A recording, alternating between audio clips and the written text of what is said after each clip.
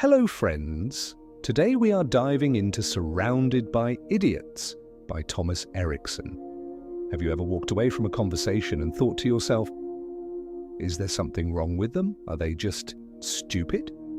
You explained your idea perfectly. It was logical, it was clear, every point was structured, every reason made sense, and from your perspective, there was nothing confusing about it. And yet the reaction felt distant, almost as if you were speaking a completely foreign language.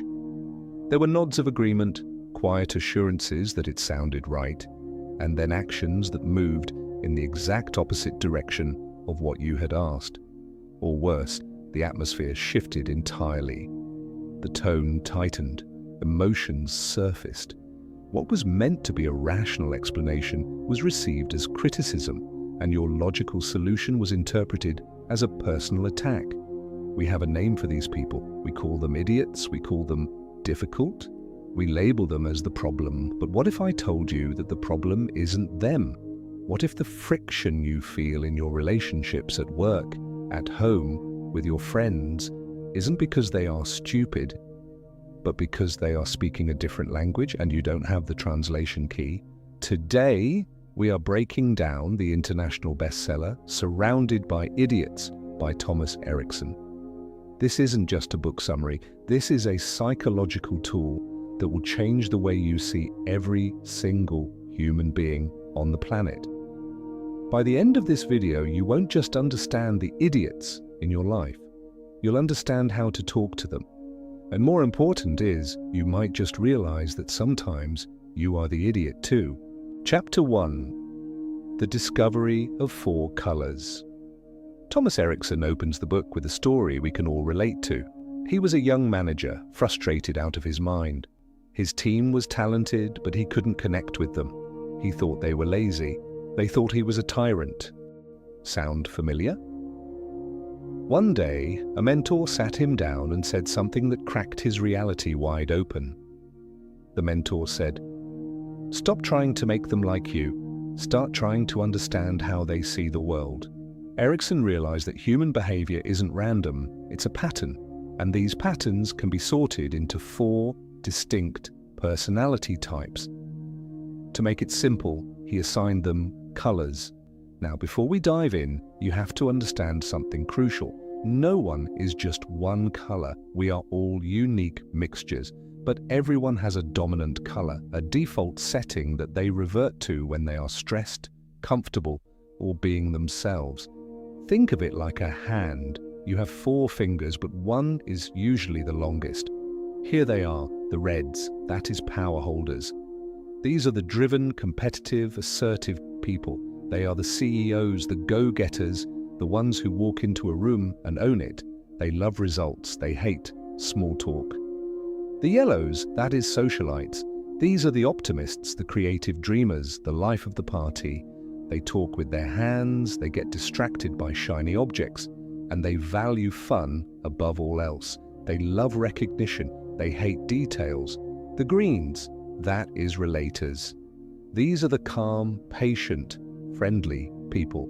They are the glue of any team. They hate conflict. They value harmony, loyalty, and deep relationships. They love peace. They hate sudden change. The blues, that is analyzers. These are the logicians, the data-obsessed, the perfectionists. They need to know the why before they do the what. They love spreadsheets, processes, and facts. They hate being wrong, and they hate disorganization. This framework is the translation key. Once you understand that a red isn't being rude to hurt your feelings, they are just trying to get results quickly, you stop taking it personally. Once you understand that a blue isn't trying to stall your project, they are just trying to eliminate all possible risks, you start to respect their process. But here is where the magic happens. The problem isn't the colors themselves, the problem is what happens when they collide. Chapter 2. The Clash of the Colors. Let me paint you a picture, a classic disaster we've all witnessed. Imagine a marketing team tasked with launching a new product. First, we have Red. His name is Mark. He's the team leader. He slams a piece of paper on the table. All right, team, we have 4 weeks to launch, no excuses. I want the biggest, loudest campaign we've ever done. Let's move fast and break things. Who's with me? He's done. He's ready to run through a wall. He looks around the table. Next to him is Yellow. Her name is Sophie. Her eyes light up. Yes, I love it. I'm thinking a giant inflatable mascot outside the office and a flash mob. We need a hashtag, something viral. Let's call it hashtag Project Fireworks. Mark, the red, nods. He likes the energy. Great. Sophie, get it done. Then Green speaks. His name is David. He leans back slowly, a worried look on his face. A flash mob? That's a lot of people. It might be overwhelming for the interns. And, Mark, are you sure about the 4-week timeline? The design team usually needs 6 weeks. They might feel stressed if we push them. I don't want anyone to feel burnt out. Mark waves his hand. They'll be fine, David. Don't worry so much. Finally, Blue speaks. Her name is Patricia. She hasn't said a word yet. She's been taking notes. She pushes her glasses up and clears her throat. Mark, before we discuss inflatable mascots, I have a few questions. What is the projected ROI on this campaign? Do we have the budget for a flash mob? What's the data from the last 3 launches? Also, moving fast and breaking things. What is the contingency plan for when things break? I need to see the risk assessment matrix before I can sign off on this. Mark, the red, feels like his engine is about to explode. He wants action. He's hearing problems and data. Sophie, the yellow, feels like Patricia just threw a wet blanket on her beautiful fireworks display. She feels crushed. David, the green, is now sweating because Patricia is arguing with Mark, and he hates conflict. And Patricia, the blue, is confused. Why is everyone ignoring her completely valid questions? Why are they being so illogical? In that room, right now, 4 people are looking at each other, thinking the exact same thing. I am surrounded by idiots. But they aren't idiots. They are just 4 different operating systems trying to run the same software. It crashes every time. This is the moment of truth. This is where relationships go to die, or where they can be saved. Chapter 3. The translation. Key to fix the crash, you have to learn to translate. You have to learn to speak their language, not yours. Let's go through each color and give you the exact blueprint for dealing with them. Lesson 1. How to talk to a red. If you are a green or a blue, dealing with a red can feel like being hit by a truck. They are blunt, they are direct. They don't care about your feelings, they care about the bottom line. The mistake. If you go to a red with a long, detailed story about how you did the work, they will interrupt you. They don't care about the process. They care about the result. How to fix it for this: be concise, be direct, lead with the win. Don't say, well, I had a really tough week, the software was glitching, but I tried really hard. And eventually, say this: boss, the project's done.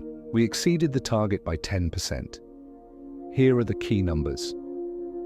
Then stop talking. Respect a red's time.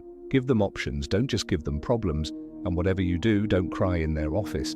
They will have no idea what to do with your tears. Lesson 2. How to talk to a yellow. Yellows are the opposite. They live on emotions and social validation. If you are a strict blue, dealing with a yellow will make you want to pull your hair out.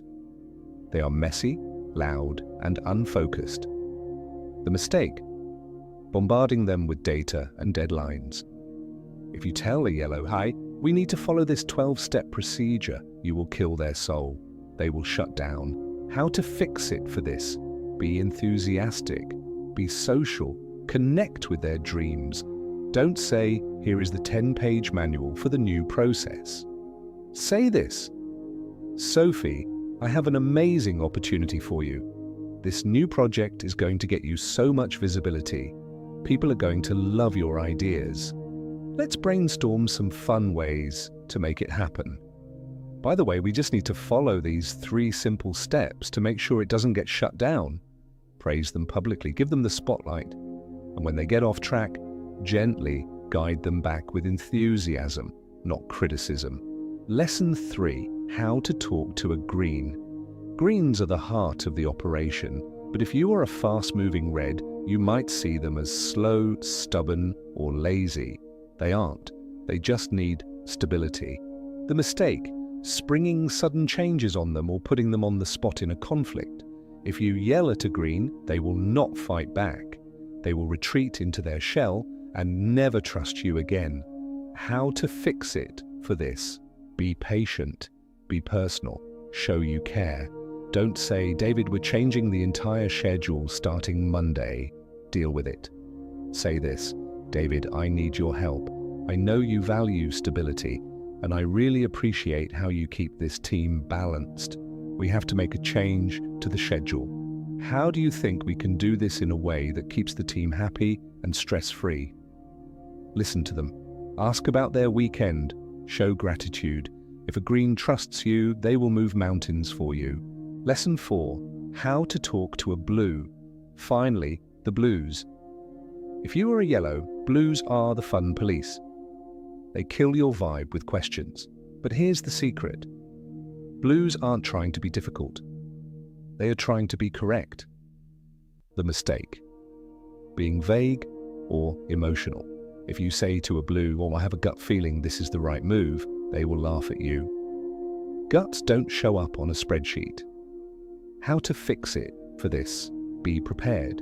Be precise. Bring evidence. Don't say, "Trust me, this flash mob is going to be great." Say this, "Patricia, I've analyzed the data. We have a budget of $5,000 for this. Based on our past viral campaigns, a public stunt like this generates approximately 10,000 new leads. The risk is minimal because we have insurance and a backup plan for bad weather.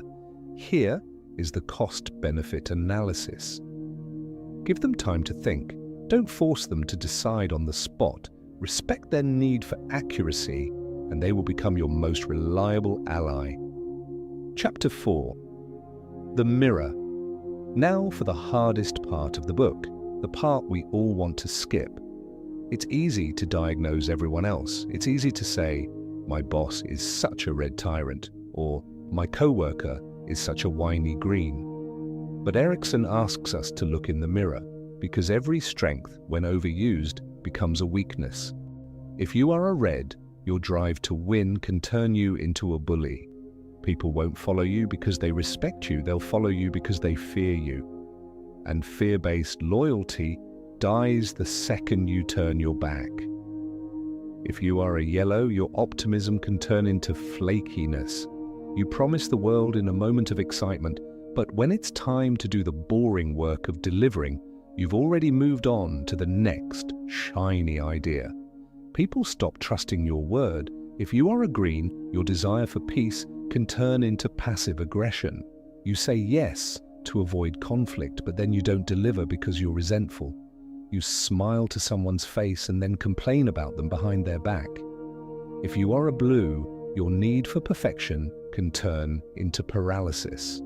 You spend so much time analyzing the perfect move that you never actually move. You become so obsessed with being right that you'd rather do nothing than risk being wrong. The goal is not to change who you are. The goal is to manage who you are. If you are a red, you need to learn to pause, to ask, "How are you?" and actually wait for the answer. If you are a yellow, you need to learn to commit, to write things down and follow through, even when it's boring. If you are a green, you need to learn to speak up, to say no politely before the resentment builds up. If you are a blue, you need to learn to decide, to accept that 80% of the information with 100% action is better than 100% of the information with zero action. The person you think is an idiot, they are just a version of you with a different dominant color. And they are probably sitting there thinking the exact same thing about you. So, well, what is the ultimate lesson of Surrounded by Idiots? It's not a tool to manipulate people. It's not a weapon to label people and put them in a box. It's a key to unlock empathy. Now, that difficult client who won't stop asking for data, they aren't trying to annoy you, they are a blue, trying to protect themselves from risk. Give them the data. That partner who gets upset when you don't want to go to another party, they aren't shallow, they are a yellow, and your presence is their love language. Go to the party. That friend who never wants to try the new sushi place, they aren't boring, they are a green, and they value the comfort of your favorite old restaurant more than the thrill of the new. Enjoy the old restaurant. That boss who yells at you for being 2 minutes late, they aren't a monster.